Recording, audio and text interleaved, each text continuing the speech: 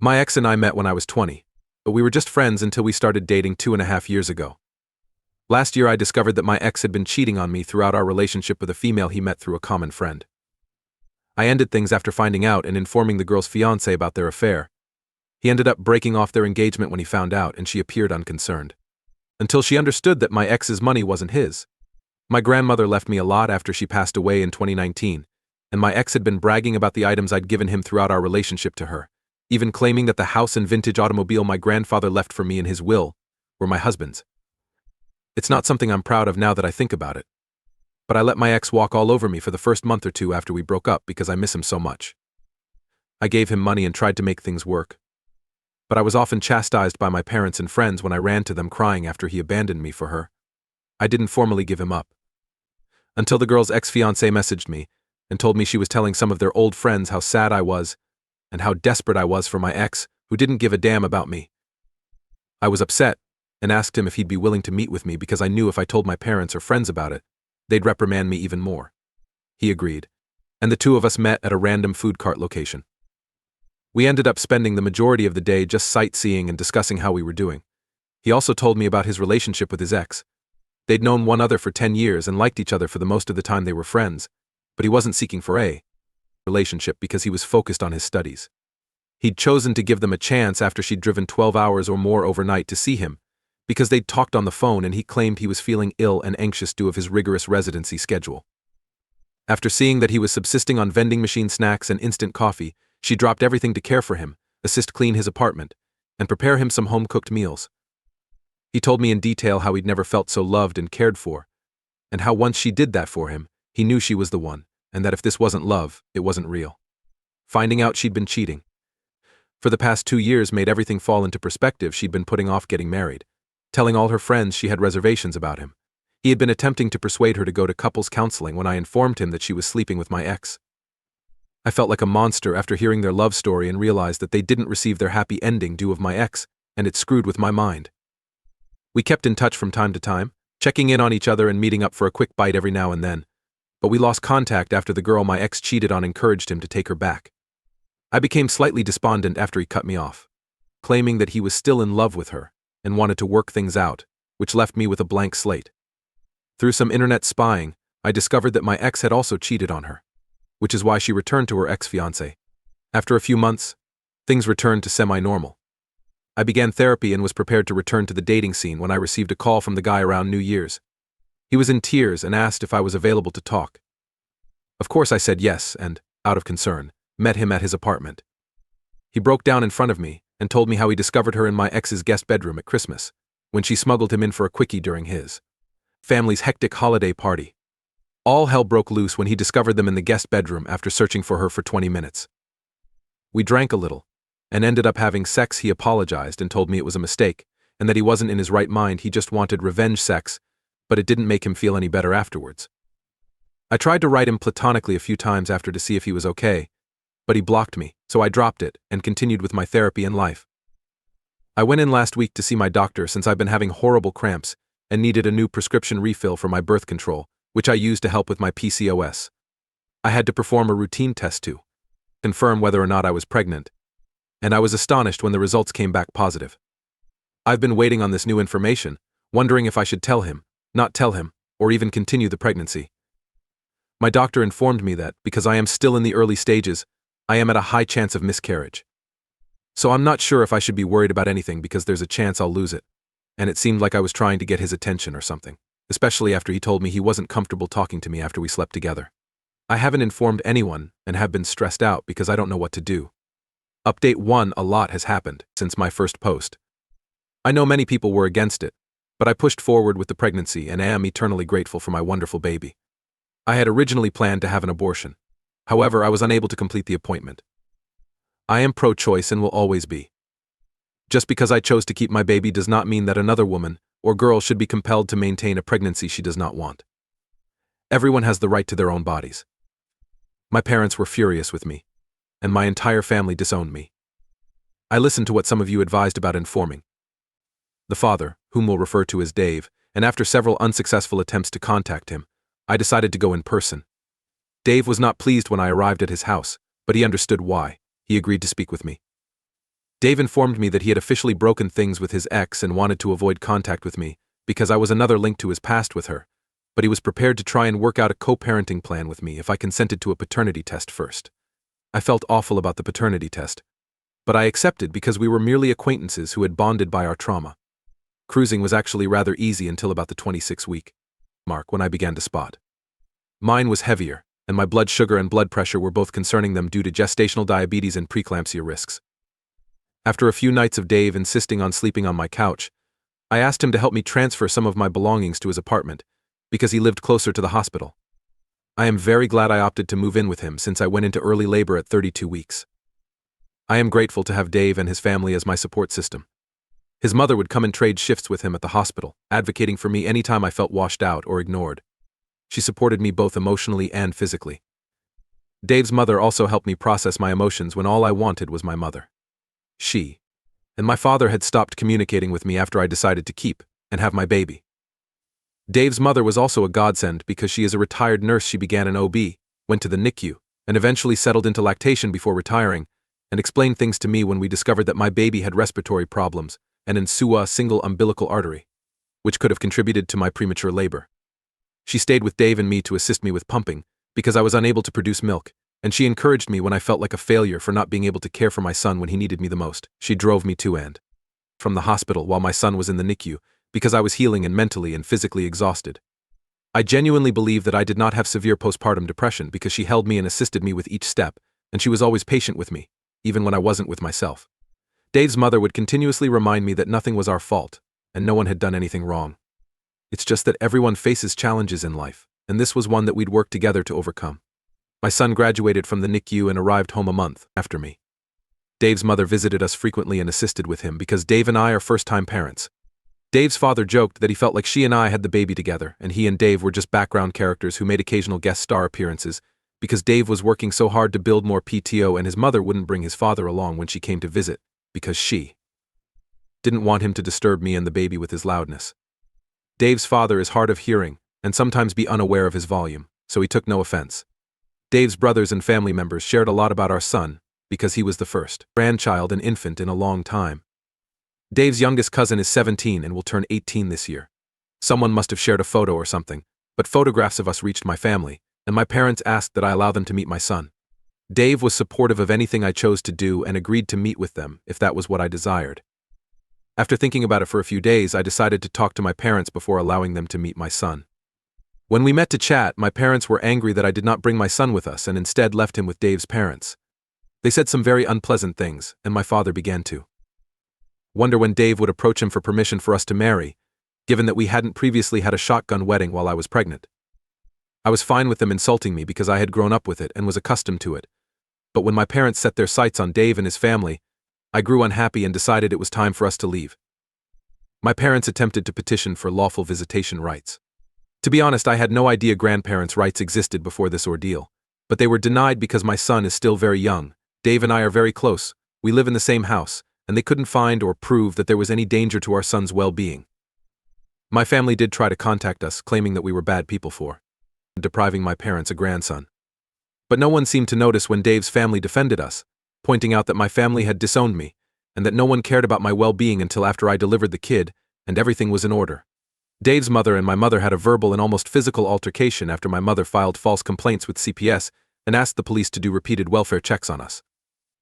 The police issued a warning to my mother for harassing us after one incident in which she threw a tantrum and caused a scene when the police found nothing wrong with the welfare check and refused to listen to her demands to have my son temporarily removed from us and placed in her custody for his safety. Dave and I presently have restraining orders against my parents and other family members. One of the reasons I decided to update is that about 2 months ago, a friend of Dave's invited him out for drinks, and they ran into his ex-fiancée, who later messaged him to tell him that she regretted the way they ended and was very hurt when she found out we had a baby together, especially since it was so soon after their relationship. Dave refused to tell me how he felt, and when I asked, he either ignored me or moved the topic to our son, which he knew would distract me. I watched Dave moving away from me, and how our connection became awkward and tense as a result of their run-in and her message, since I know he still has feelings for her, and I'm concerned he'll feel trapped with me and our baby. I've also seen that the conflict in my family has caused Dave and his family to be less patient with me and my son. During Mother's Day, I overheard a few of his family members make comments to Dave about my attending their family barbecue, because I was only my son's mother, and not truly a member of the family. Dave merely shrugged and stated I had no one else to spend the day with, given how tense things have been. I've been considering moving out and then returning to my current residence. I stayed with Dave at his house after I gave birth, but now that our baby is a little older and I'm feeling better, I'd like to give Dave some space so he can start dating again if he wants to, as well as some more bachelor time, while I have our son. I want to find a method to approach my moving out and thus creating a co-parenting plan without making things more unpleasant or potentially destroying my connection with Dave and his parents. I don't want them to think I'm not thankful or anything. But I do want to return to work and get my life back on track so that I can provide for my son's needs without relying on his family for more than is necessary. Update 2. I've been trying not to check my phone or Reddit because I'm feeling a little overwhelmed right now. I'll let you all know that I spoke with Dave, and he was opposed to me moving out. He also refused to discuss the situation or how he's been acting since running into his ex, and stated I was bringing up something irrelevant because we were talking about me wanting to move out. I haven't said anything about what I heard on Mother's Day, and I don't believe I will since I feel terrible about it. It was supposed to be a private chat, so I don't think anyone meant anything negative. During our talk, Dave suggested that I may be overthinking or overreacting, and that I should avoid making major decisions such as moving out. He also mentioned that because our boy is a preemie, he'd prefer that one of us stay at home until he's 2 to 3 years old so he can catch up with his peers, and then we can return to work once he starts pre-K. But I feel like he's been trying to avoid me since the talk. But I might also be overthinking, as he stated, but after reading someone else's comments, I feel like I'm justified in my feelings, but I'm also not sure anymore. I want to do what is best for my son. I know some people think I'm stupid and shouldn't have had him, but I'm trying to be a better person for my son. I feel like he's the only family I have left, and I truly want to do what's best for him. Next tale, my best friend duped me into going on a blind date with a guy who has been obsessed with me for years since my spouse died. He stated that, since that my spouse is no longer a problem, he could raise my baby. Hello everyone. I just need some clarity about this scenario. I was 23 years old when I lost my husband in a car accident 25 weeks ago. He was the love of my life, and I'm still not used to waking up each day without him. We had enormous hopes for our future, and they all came crashing down in an instant. We met on his uncle's farm. He was a farmhand, and I fell in love at first sight. I'm also 4 months pregnant, but I haven't told anyone. I planned to tell a friend once I felt better. Lee 24F, my dearest friend, has been my shoulder to weep on during this difficult period. She assisted me with his burial and whatever else I required because I am from North Carolina and will tell my bio family tale another time. She is presently dating Barry 24M, and they frequently hang out as a trio with Liam 24M. When I initially met Liam, he hit on me hard and tried everything, including comparing himself to my husband and saying things like our kids would be cuter than if you had kids with my husband.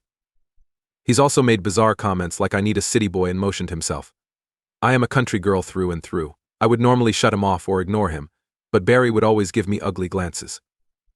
Skip ahead to Sunday night, when I received a message from Lee pleading with me to join her for dinner because she wanted to treat me because I had gone through a lot in the previous few weeks. Feeling better about myself, I agreed. When I arrived, she wasn't present, so I texted her and asked how long she'd be. And she said I had 5 minutes. She's just a little late and will be there shortly, so I simply sat down and ordered a drink. Now 5 minutes have passed, and she is still not there. So I gave her the benefit of the doubt and waited another 5. When I am ready to contact her, Liam rushes over and apologizes for being late. I asked him what he was doing here, because I was waiting for Lee, and the table only had 2 chairs. He smiles and grabs my hand. I snatched it off of him, and he simply says, "Oh, I asked Lee to set us up now that my husband's name isn't an issue. We can finally get to know one another." He looked so cringy, and I was astonished. I stood up and told him I wasn't interested, and I didn't give a flying thing about getting to know him. And I just lost my marriage without telling a lie. This man steps up and says, "I know you're overly emotional right now, but we'll forgive you for it. Sit down with me." I'm not saying we should have sex right immediately or anything. I was disgusted. I shoved past him and went home as fast as I could. When I got home, Lee messaged me, "Sue, how was dinner?" with a smirk emoji. I called her, and when she answered, I didn't let her get a word in, and I yelled at her, asking her how she had the audacity to do something like this weeks after I just lost my husband, when Shoes had been the one to hold me together the whole time. I asked her what fucking game she was playing, and that was the only reason I wanted to meet tonight. Barry came to my house last night and asked to talk. I told him no, and that if he didn't leave I would contact the police. He told me that I shattered Lay's heart and badly injured Liam, when now is an even better time to get to know Liam because he can raise my child with me.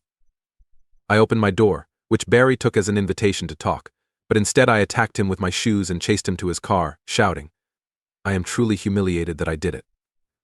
All day today, I've been inundated with messages from friends and the trio themselves, shaming me for pushing the people who care about me the most away, and that they don't even recognize the person I've become. The only thing that hurts me the most is that my husband would know what to do, he'd tell me how to fix it, and now I have no one to talk to. I'm just so numb inside. I have a therapy session tomorrow, but I'm contemplating about calling my husband's mother, even though we haven't spoken much since the burial. Any input is appreciated. Please excuse any errors, I'm simply so fatigued that I have a quick update on another topic. Comments where the OP has responded. Your so-called buddies are quite strange and inappropriate. Go see with them. Just UWW. Call your mother-in-law. She'll be ecstatic about the baby. That is your support system. Also, if there is a grief treatment group near you, consider joining it. It's okay to feel numb. It's normal to feel numb when life hits you on the head so hard. Oop, thank you, I'm just so destroyed right now, and I've joined a grief group in the city, but I'm struggling to have the strength to go. Oop, pals think she needs to get over her husband's death. They suggest that I go out with Liam to get over my spouse. I am in no way ready to enter into a relationship, let alone start a new family. Thank you for your advice, commenter. These three are terrible trash beings. Did they despise your late husband or something? Lose all three of them. I can't believe they had the hubris to think any of their conduct were appropriate. Oop. Lee had a crush on my husband, and she knew him since her brother played football with him. Aside from that, Barry and Liam despised him because they believe people from the country are stuck-up rednecks. Thank you for your comment, commenter 3. Are you super rich or very attractive? Because I don't see why these folks are so desperate to see you with a man again. Oop. Lee is the type of lady who cannot be single. I hope this clarifies her point of view. Update. October 30th, 2024. Hello everyone and thank you. I just wanted to start by saying that after writing the post, I felt compelled to tell my Mill Louise about the baby since, as several of you have mentioned, she is happy. She did not answer my call and instead drove directly to my house. I really didn't know what to say to her, so we just held and cried all night. I didn't have the best delivery about my pregnancy, probably due to all the tears, but she immediately lit up and was so pleased. It's the first time I've seen her be this joyful in all the time I've known her, so at least I have some support. My Phil came over after he left work since Mill told him he needed to come to my house, and he was excited to become a pop. Louise offered to have the baby and me move in, and I accepted. She told I could sleep in my husband's former room, which was rather bittersweet. When I told her what was going on with Lee, Liam, and Barry, she was furious and told me not to worry because they, Mill and Phil, had my back. After a lot of crying, Phil told me that my husband would be so happy to have this baby grow up on a farm like my husband did, which was exactly what I needed after all of our conversations last night. Now I'm just going to respond to certain comments. 1. No, this is not a hoax, and if you prefer to believe that, that is fine, but don't drag my spouse when you don't even know him. Liam did not kill my spouse. It was a car accident, and my spouse died on impact. Nothing strange happened, it's just sad, but it's also that simple. Lee was my buddy for a long time. She was honestly there for me when I went to North Carolina with my parents, and I thought she was a good friend. Now that I know the reality, there are numerous things she did that should have raised red lights. However, I believe I ignored them since I have never been connected to someone like that other than my husband. 3. Liam is a loser, and I learned from my conversation with Barry that he has always had affections for me and has never given up since he appears to be my type. He's not, and never will be. 4. Yes, I ordered a drink, but I didn't believe I needed to specify that it was lemonade. It was only a Coke. Nothing crazy. I know I'm pregnant, and it never did anything ridiculous. 5. I'm not magically pregnant, my husband and I wanted children at a young age and tried for about a year. We just did not disclose that we were trying since my husband and I believe it is strange to inform people that we are having additional sex. I'm not sure, but my spouse and I are pretty private and have kept a lot of things that way. And as for the 3, I have blocked them. My family has not reached out because they no longer know me. The only pals that are contacting him are mutuals of Lee, Barry, and one of Liam's other friends. I was unsure whether I wanted an asshole because I had just left Liam standing there and yelled at Lee. I was so irritated that I was unsure about the entire situation, but thank you all, and I will keep you updated on what happens because I know Liam will not stop until he is in jail. I sincerely hope it does not come to that. But the fact that he drove past my house twice makes me anxious, so I'm hoping that moving to my husband's parents' farm will put my kid and myself on a better road.